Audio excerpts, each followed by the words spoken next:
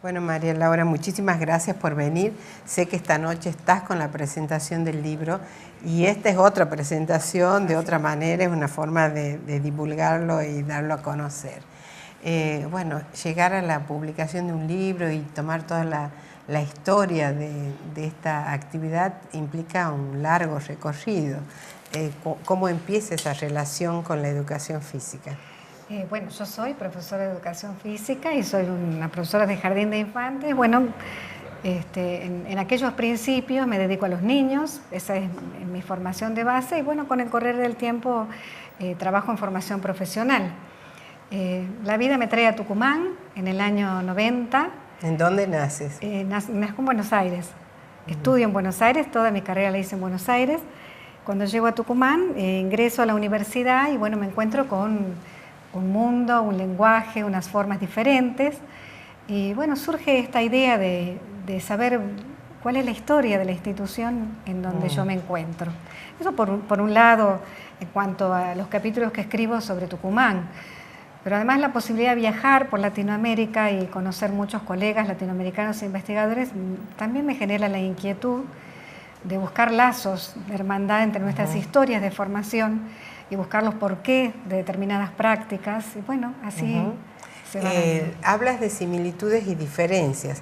Desde el hecho de la situación de cambiarte de Buenos Aires a Tucumán como lugar de residencia, ¿notabas diferencias en la formación específica? Yo notaba diferencias en la formación. ¿En qué? Unas diferencias que yo ya había venido a Tucumán en 3 oportunidades a dictar cursos de lo mío, que ya te conté, que es la educación física para los niños, y notaba algunas formas de práctica un poco tradicional para lo que nosotros estábamos haciendo. Esto es... ¿De qué años estarás hablando? Yo te estoy hablando del año 78, 79, y volver en el 90. Siempre me interesó mucho la formación de los profesores, porque al estar en la práctica uno me va apreciando, interrogándose sobre nuevas formas, sobre nuevas maneras. Bueno, y así se dio este interés por averiguar sobre la historia de una historia no revelada, ¿no? Una historia desconocida en realidad, una historia no escrita. Por eso mi trabajo es un trabajo arqueológico. ¿Y cuáles serían lo que considerarías las ideas nucleares en la formación del profesor de educación física en este momento en la Universidad de Tucumán? Bueno, ahora nosotros tenemos un gran cambio. Nosotros hicimos un gran cambio en el año 93, en el 2000, y bueno, vos sabés que en el año 2003 nos convertimos en facultad, lo que ha implicado una profundización. Claro, porque antes era Escuela de Educación Física. Comenzamos siendo Instituto de Educación Física de la UNT, luego Escuela Universitaria y ahora somos facultad. ¿De quién dependía el instituto? El instituto dependía del rectorado. Ah, directamente. Directamente del rectorado y la Escuela Universitaria también. Ahora ya somos una institución autónoma, claro. ¿Y cuáles serían esos ejes importantes en la formación? Los ejes importantes en este momento de las grandes transformaciones tienen que ver con una flexibilización de las prácticas, con un interés pedagógico profundo, con una mirada sobre los sujetos un poco intentando, aunque no lo hemos logrado todavía, superar el dualismo. Sabes que nuestras prácticas son muy particulares, muy teñidas de la fisiología, del higienismo, y por supuesto muy teñidas de la formación militar, porque nosotros en Argentina en el año 1885 ya teníamos educación física en la escuela impartida por los militares, ¿no? Como un entrenamiento y muchas horas. Teníamos entre 8 y 12 horas de educación física en la escuela. O sea que imagínate que todo ese trayecto, que además se va enlazando con idas y venidas en cuanto a la gimnasia o los deportes, en cuanto a la gimnasia como línea fuerte previa a los deportes, en cuanto a los deportes como innovación que nos viene de los campus universitarios, europeos y norteamericanos, bueno, esas riñas entre los unos y los otros fueron dando lugar a prácticas innovadoras como... ¿Y ahora cuáles tendría más jerarquía o tienen igual jerarquía? Gimnasia y deportes. Nosotros creemos que gimnasia y deporte tienen la misma jerarquía. La misma, no podemos poner una sobre la otra ni una primero que la otra. Solamente que, bueno, las didácticas se han flexibilizado Las formas de encontrar a los sujetos con esas prácticas es también diferente. Ya no los entendemos como ejercicios, sino como prácticas, de manera que hay un sujeto reflexivo que se encuentra con ese gesto, con ese movimiento, lo analiza, lo piensa, lo revisa, lo incorpora, lo vivencia. ¿Y qué del aspecto psicológico? ¿Cómo trabajan? Si partimos de ideas ya establecidas, de la concepción del cuerpo y la psiquis como una unidad. ¿Cómo lo trabajamos en las prácticas? En la formación. Bueno, nosotros en la formación hemos incluido espacios muy interesantes, como las teorías del aprendizaje, como las didácticas especiales nuevas, como nuevas formas de encontrarse, nuevas prácticas, inclusive, se han incluido nuevas prácticas, las prácticas expresivas, que a lo mejor antes no tenían tanta incidencia, las prácticas rítmicas, que en nuestra facultad que ya se estarían emparentando con la danza. No con la danza, aunque la danza es un aporte interesante para nuestras prácticas corporales. ¿Entra en la formación la danza? La danza entró de distintas maneras en nuestra formación en la historia de los profesorados, ¿no? Como danza creativa educacional, un recorte de esa danza, como aspectos de la danza artística para poder incluir en algunas destrezas de la gimnasia. Y nosotros lo hemos pensado en estos últimos tiempos, no la danza, sino la expresión, como una necesidad prioritaria de los profesores, una necesidad comunicacional con los sujetos del aprendizaje. ¿No? Es un recorte de la danza, pero no es específicamente la danza. Pero la expresión, ¿en qué aspectos lo trabajan? Nosotros trabajamos en los módulos de expresión, en lo atinente a la comunicación con el alumno. Pero en lo que tendría que ver en la gimnasia o el deporte, no hay una... O sea, la hay expresividad en esos, por supuesto. Se lo trabaja también en relación a eso. O sea, en lo específico también trabajan la expresión, no solo en el proceso de aprendizaje. Interesante cómo las distintas disciplinas que están en vigencia van tiñendo las distintas actividades y todas las mixturas que pueden surgir, ¿no? Exacto. Muy interesante. Es interesante, por eso nuestra disciplina está en constante construcción, ¿no? No es una disciplina cerrada. Por supuesto que hay otra relación, quien se dedica a esta actividad tiene otra relación con el cuerpo y otra conciencia del cuerpo. Sí. También diría, ¿sí o no? Sí, depende de tus formaciones. Si yo te cuento cómo fue mi formación allá por los 70, quizá ese vínculo era diferente al que tienen nuestros alumnos ahora. Sí, era más estructurado, más estricto, más cerrado, más cuerpo-objeto. Ahora nosotros estamos trabajando mucho por los cuerpos sujetos. Bueno, es interesante. Ahí es donde entra la concepción del cuerpo y psiquis como una unidad. Exacto. Siempre me llamaba la atención. ¿Cómo? ¿Te llamaba, perdón, la atención? Cuando hacen los festejos de egresados, creo que cada facultad y cada ritual manifiesta la relación que se tiene con el cuerpo. Porque justamente lo que hacen en esos rituales es una manifestación a través del cuerpo. Y al mismo tiempo que podía interpretarse como una mayor desinhibición, también una mayor agresión observaba no sé cómo está en este momento. Yo estoy hablando de hace algunos años, de haber presenciado situaciones casi extremas en el manejo con el cuerpo. No solo porque ponían desnuda a la persona, sino porque le embadurnaban con pintura que ya podía entrar en ciertos límites peligrosos, una exposición de esa situación bajo un sol fuerte. O sea, bueno, también se observa esto en estos tipos de rituales y relaciones de los estudiantes de medicina, por ejemplo. Yo te diría que esos son todos ritos de iniciación que justamente por eso pueden volcarse a lo mejor a un extremo o al otro. En educación física esos ritos de iniciación existen desde el principio de la carrera. Ahora estamos con un querido exalumno, Ernesto Vie, trabajando sobre este tema, sobre el origen de los centros de estudiantes y los ritos de iniciación en los bautismos. Y si te contara las variantes que hay en la historia de la educación física, te sorprenderías. No sé si decirte, debería indagarlo con mayor profundidad, por una cuestión de violencia o una desvalorización del cuerpo. Sí te diría que es una práctica que se reproduce desde la formación militar.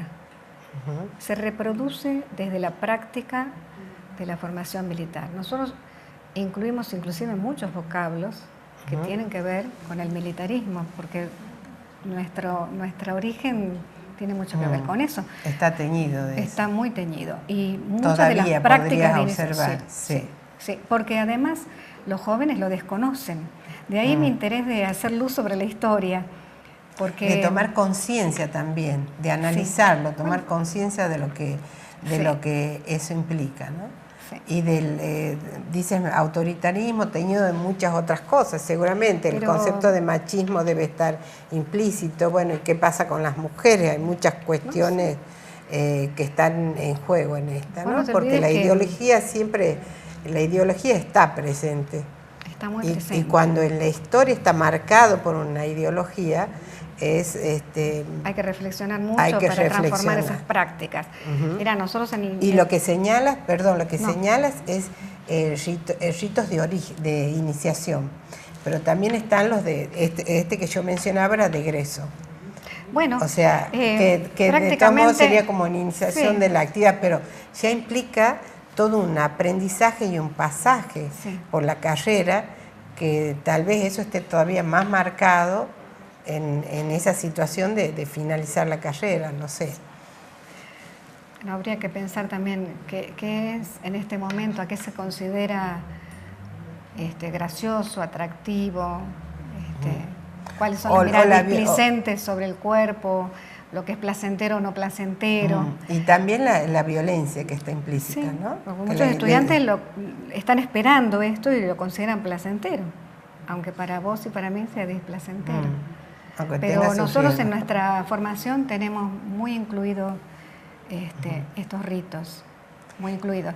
Pensamos que de 1880 al 1900 la concepción era una concepción de entrenamiento militar en la escuela. De 1900 en adelante una concepción higienista, ¿no? ¿Qué sería una concepción higienista? Una concepción higienista que de alguna manera en esa época se considera afortunada porque cambia el militarismo por el higienismo científico, o una práctica corporal para la oxigenación, para el estado de la buena salud, para el cuidado de la mujer en la procreación, porque se consideraba que la mujer tenía que hacer este tipo de prácticas para estar preparada para la maternidad. En fin, un concepto que también podríamos discutir en este momento, pero bueno, en aquel fue de un gran avance, una educación física que se consideró científica y que al considerarse científica permitió el ingreso a los fueros militares, ¿no? Entonces, antes no nos daban ¿Y después? Y después comienza, y aquí con dos personas muy importantes para la educación física argentina, el doctor Enrique Carlos Romero Blés con la educación física higienista y con un sistema argentino de educación física, una creación de él, con una serie de movimientos. Él era médico, entonces te ubicas ya en la medicina, el cuidado del cuerpo, la salud, el higienismo, y su hijo posteriormente, que comienza con una educación física pedagógica. Su hijo, Enrique Carlos Romero Blés, que es invitado a la Universidad Nacional de Tucumán para fundar el instituto, está muy influenciado por la Escuela de Bolonia, por las corrientes europeas, por los campus norteamericanos, y él trae una perspectiva diferente de la educación física. Y ahí comienza a producirse un cambio. Nosotros tuvimos suerte, yo creo que la Universidad Nacional de Tucumán tuvo una visión, entiendo yo, de la mano del doctor Descole, que fue un rector paradigmático, de incorporar a esas personas para comenzar a formar acá un cuerpo de profesores desde una perspectiva diferente. Bueno, un largo camino, es más de un siglo, es más de un siglo que está en vigencia, un siglo, no llega a ser un siglo y medio, pero están casi ahí en el pensando en los orígenes de la educación física. que mencionabas, en nuestro país 1885, 1890, cuando se incorpora como una práctica sistemática en las escuelas, que evidentemente es el lugar en donde las políticas impactan, ¿no? Se supone que es el lugar por donde todos los niños pasan y por lo tanto esos niños van a estar formados de una determinada manera.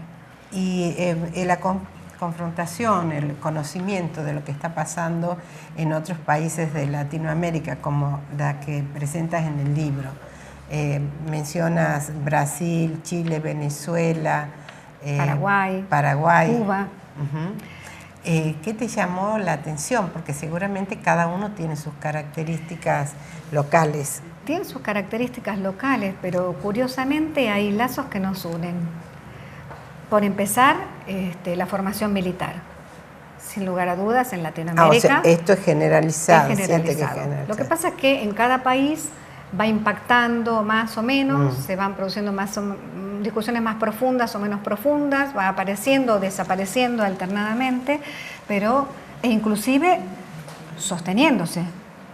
Yo estuve el año pasado en Paraguay, a pedido de la UNESCO, para trabajar en el cambio de la formación de la escuela secundaria, y discutíamos con los profesores algunas cuestiones sorprendentes que ellos todavía sostienen. Es más, su profesorado de educación física está inserto en la escuela militar todavía.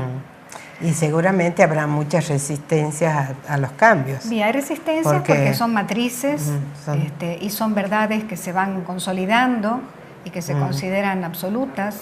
Entonces es necesario trabajar mucho en la reflexión, aparte en las políticas nacionales.